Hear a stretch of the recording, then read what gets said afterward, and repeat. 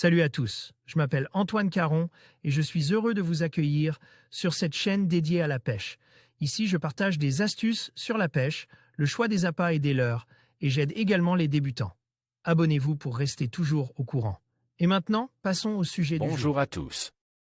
Dans cette vidéo, je vais vous parler de l'importance de la météo lorsque l'on prépare une sortie pêche en mer. Choisir la bonne zone de pêche peut faire toute la différence entre une journée réussie et une déception. Je vais vous expliquer comment analyser les conditions météorologiques, les marées et d'autres facteurs essentiels pour maximiser vos chances de succès. Restez avec moi pour découvrir mes conseils pratiques et les astuces que j'ai apprises au fil des ans. C'est parti! Toute sortie en mer doit se préparer en amont dans le but d'éviter les mauvaises surprises et les déconvenues.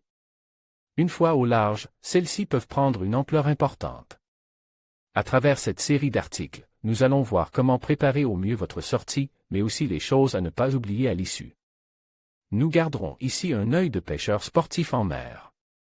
D'autres plaisanciers, notamment les navigants à la voile, ne recherchent pas les mêmes conditions météorologiques et n'ont pas les mêmes contraintes que les nôtres pour s'adonner à leur passion. La météo, la base de toute sortie. Sortir en mer ne s'improvise pas et le premier paramètre à prendre en compte est la météo. Il est nécessaire de l'analyser à l'avance. Il faut certes prendre en considération le vent du jour J, mais aussi des jours passent. Celui-ci, s'il la souffle fort la veille, entraînera une mer hachée même s'il a bien molli le jour de la sortie.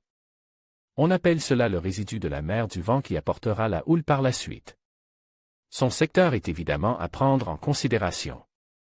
Un vent de terre a pour effet de lisser la mer contrairement à un vent venant du large qui vous apportera une mer plus agitée.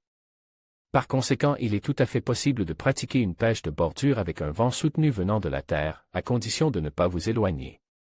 Le courant de marée directement lié au coefficient qui s'échelonne de 20 à 120, le courant aura un impact sur la vitesse de votre dérive, mais aussi l'état de la mer.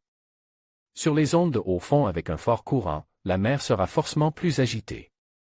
À cela, ajoutez un vent oppose et vous pouvez rapidement vous trouver dans une situation chaotique. Lors de la programmation de votre sortie, choisissez une zone exposée si le coefficient est faible ou à l'inverse privilégiez les zones de bordure ou peu exposées en cas de fort coefficient. Pour exemple, lorsque je sors sur les îles de Saint ou d'Ouessant, 29, j'essaye autant que possible d'éviter les coefficients supérieurs. À 90 si je cible le lieu en vertical.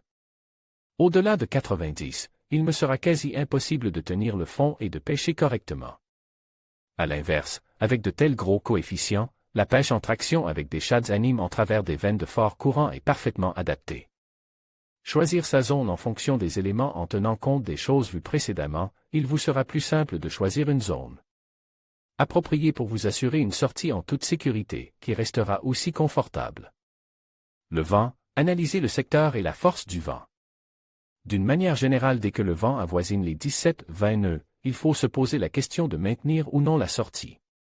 La taille de votre embarcation est à prendre en compte.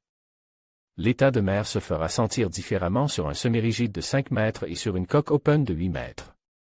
Le courant, en bateau, essayez autant que possible de pêcher avec le vent et le courant dans le même sens. Cela facilitera grandement les dérives. Un vent oppose au courant entraînera une bannière et rendra la pêche techniquement plus compliquée. Il sera peut-être nécessaire de vous abriter de l'un ou l'autre élément. Une rade ou un estuaire est un bon endroit pour cela. En conclusion, préparer une sortie pêche en mer nécessite une attention particulière aux conditions météorologiques. En tenant compte des prévisions, vous pouvez choisir la zone la plus propice à une journée réussie. N'oubliez pas de vérifier régulièrement les mises à jour météo et d'adapter votre itinéraire en conséquence. Une bonne préparation vous permettra non seulement de maximiser vos chances de succès, mais aussi de garantir la sécurité de votre sortie. Bonne pêche et à bientôt sur les flots.